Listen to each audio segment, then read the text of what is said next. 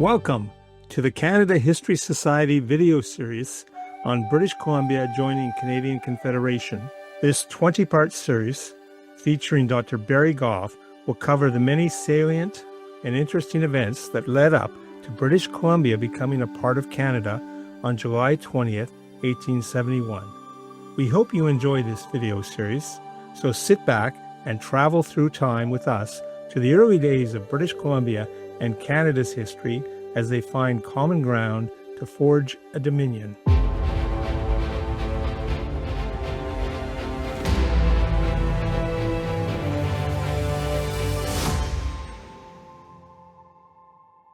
They came not with trumpets, nor with steel flashing in the sun, but with quills, sextants, ledgers, and quiet ambition. The British arrived on the west coast of what would become British Columbia in an age not yet certain of its name, when empires still measured their reach in weeks by sea and months by trail. In 1793, from east to west, Alexander Mackenzie, with his native guides, broke the silence of the continent. A fur trader of grim endurance and granite resolve, he emerged from the dense interior after an agonizing trek across mountains and rapids to stand near Bella Coola on the edge of the Pacific. In a moment both triumphal and hauntingly understated, he painted an inscription on a rock. Alexander Mackenzie, from Canada, by land, 22nd day, July, 1793. 1793 is a most remarkable year because from Montreal overland by way of Fort Chipewyan in northern Alberta to Saskatchewan, right into the heartland of the central highlands of the Credilleran area of British Columbia, and then right out to the Dean Channel near Bella Coola. Alexander Mackenzie, a bright young energetic Scot who has designs of opening trade in the North Pacific, arrives. About 2.5 weeks earlier, George Vancouver in 2 warships, the Discovery and Chatham, had come along this very same coast doing the detailed exploration of our continental shoreline. All in these high altitudes, or latitudes I should say, and making exact examinations of the location. I see these two as vectors, the overland vector and the sea vector coming together. From this derives an impulse to get to the northwest coast and control it in terms of occupation and then particularly in trade. Mackenzie was not a soldier, nor a surveyor. He was, as historian Barry Goff writes, a man of enterprise, driven by trade and vision, whose claim on the Pacific echoed louder than the splash of his canoe. Captain George Vancouver of the Royal Navy was meticulous, scientific, and imperial to the core.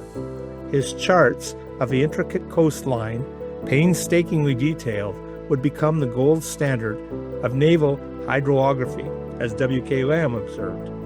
But Vancouver, too, was a harbinger of fragile claims. His negotiations with the Nechanic chief, Makina, at Nootka Sound revealed more than he realized, that this land was already peopled, already named, and not waiting to be discovered. Time moved slowly in the Pacific Northwest. For half a century, British interests remained vested in trade, not sovereignty. The Hudson's Bay Company, a vast commercial machine, and the Crown's de facto frontier government established its presence through the lattice of trading posts and forts. By the 1840s, the main concern was no longer just furs, but territory. The Americans were coming. Settlers trudged across the Oregon Trail, waving stars and stripes and quoting Manifest Destiny. The HBC, led on the coast by James Douglas, understood this danger. Born in Guyana to a Scottish father and a Creole mother, Douglas was both insider and outsider, a man of paradoxes, a company man who became a colonial patriarch, a man of color who upheld British royal hierarchies, a loyal servant who became a local king.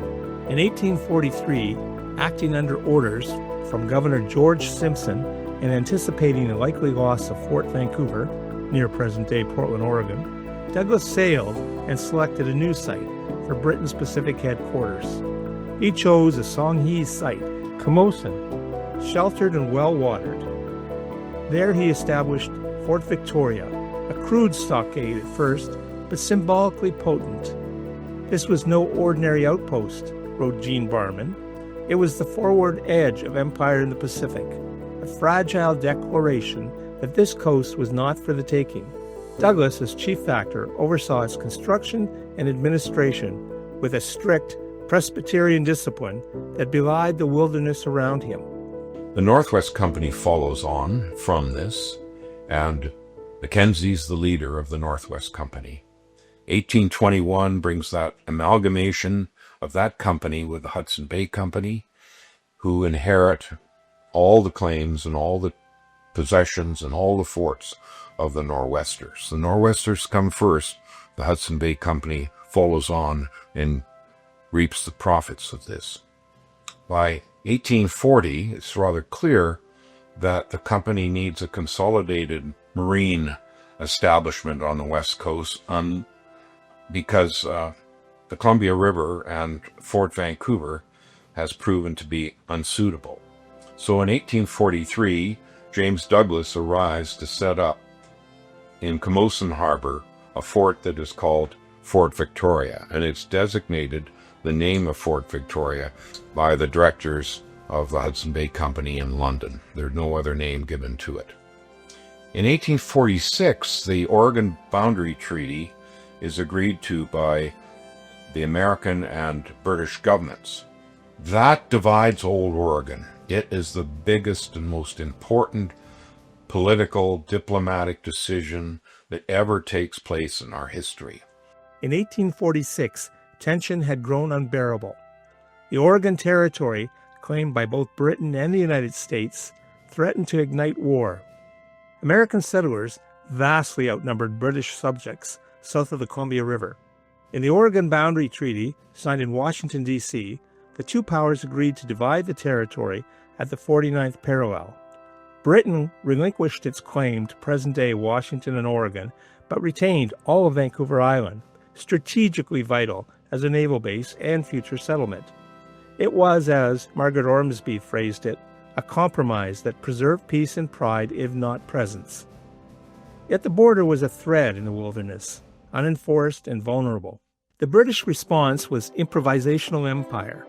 In 1849, the Crown declared Vancouver Island a Crown colony, but the Colonial Office, disinterested in expensive garrisons and wary of failure, leased the colony to the Hudson's Bay Company for 10 years. It was, in effect, a privatized colony, one of the few examples in British history. The lease came with a catch. The company had to promote colonization. Settlers, however, were scarce. Land was prohibitively expensive, economic opportunity limited, and relations with indigenous peoples, particularly the powerful Coast Salish, delicately balanced. The colony's early years were marked by stagnation and disillusionment. It was, as Adele Percy noted, a company town in the truest and most imperial sense, ruled by profit and policy, not by people. At the center of it all stood James Douglas, appointed governor of Vancouver Island in 1851, while still serving as chief factor of the HBC. He wielded dual authority with imperial flourish. His governance was autocratic but effective. He personally negotiated a series of land treaties with Indigenous leaders known today as the Douglas Treaties, unique in Western Canada for their recognition of native land use, though they were deeply flawed in execution and often misunderstood by the signatories. His rule, though heavy-handed, kept order. He built roads, imported settlers, and introduced British law and institutions. Yet he did so in a vacuum, with almost no oversight from London and little help from Britain. Douglas was not just governor, wrote historian G.P.V. Krieg. He was a magistrate, a customs officer, a diplomat, a surveyor, and a peacekeeper, all in one. Douglas's relationship with the British Colonial Office evolved from irrelevance to necessity. At first, London barely noticed the colony, but as American expansion and the discovery of gold in the Fraser Canyon loomed in the 1850s, attention turned west.